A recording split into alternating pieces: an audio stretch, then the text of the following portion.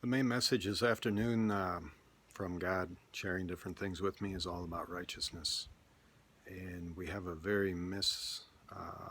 bad understanding of exactly what the righteousness is in relationship to God.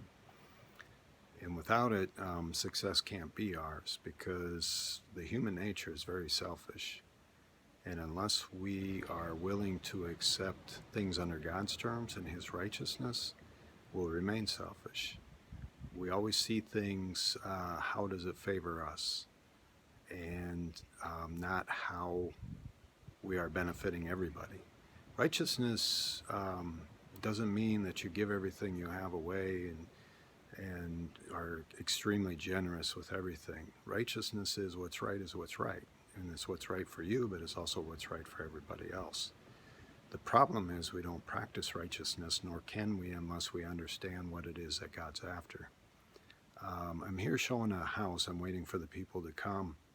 And the particular owners of this house are Christian orientated, and they have all kinds of little plaques about verses of the Bible. And one of them was about love in 1 Corinthians 13.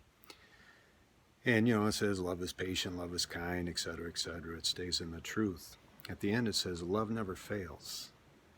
And if you don't really understand God and what He's after, that doesn't apply because love fails all the time according to the way we define love. If you define love like most people, that it's this intense feeling or it's affection for somebody, it fails all the time. I got a little 4-year-old daughter, almost 5, that one minute she's happy and go lucky, the next minute she says, "You're not my dad, and I hate you."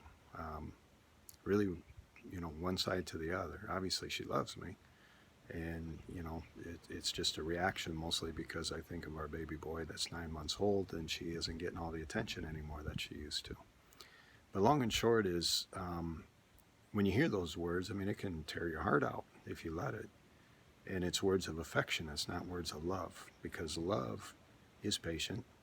So when she says things like that, do you react and get mad, or are you patient with her? And it's kind, you act in kindness, etc., etc.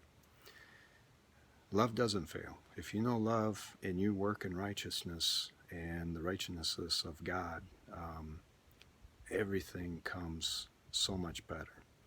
And applying this to the sales cycle, it's the same thing. I was showing a lot just a little bit ago, and the guy was asking me, what I think the lowest price would be and everything. And I'm on both sides. I have the listing and I'm also with the buyers. And I told him clear, I stay out of that part. You make your best offer and they'll make their counter offer and you guys go back and forth, and I won't reveal to the seller what you're telling me and I won't reveal to you what the seller's telling me.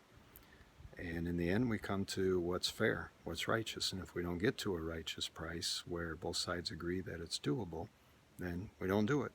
It's really pretty simple. The righteousness will be determined by the offers and the counter offers and, whether we come to terms or not. I don't get to decide that righteousness. They do. If the offer is good enough and the seller accepts it, then we have a deal. If not, we don't. And we go and look for somebody else. Righteousness of God is different than that, except for it is the same in the fact that, we have to come to this mutual spot where it's beneficial for everybody. The problem comes in most of the time, like with this particular buyer, he kept saying, "Can we get it for 160?" And I said, "I don't know." "Can we get it for 160? I don't know." Make your offer, do what you have to do and see what happens. That's kind of the process or the way most of us are. We want something for nothing or a really, really low price, and we're trying to push to get it, and we can't see the other side. God sees everything. He's the only one that can. He knows what you need, what you want, and what everybody else wants. One thing he shows me quite often, using health, for example, if we don't take care of our health, it affects everybody because the health and premiums go up. If we get obese, fat, and we're on an airplane, we take up way too much space, or if we're at a football game, we take up too much space, or, there's a lot of things that come into play. And the reason why, for example, the healthcare is so expensive is because of usage. if everybody took care of themselves and ate right and did the right things, notice the word right things, righteousness. In order to be righteous, you have to do the right things. And if everybody did that, we would have very, very low health premiums and no usage, and nobody would be fat because we would be eating healthy and doing the right things. It transcends on every single thing you'll ever do, and the only way to do the right things is to do them in God. The world's full of miscommunication. Looking at health, they're trying to convince us that all the products that God's made over the years, like eggs and butter and whatever else, is unhealthy, and that we should be eating egg beaters and we should be eating fats with trans fats and high fructose corn syrup and all this crap that they're putting in food these days. And we don't see that it's what's making us sick and making us fat and making us have all these health problems. And we eat it. And we don't understand it's not righteous. It's not good. And the companies that are putting it out, it's not righteous and good. And the people that eat the trash, you're adding to it. And those of you that really believe it's good, you really have problems.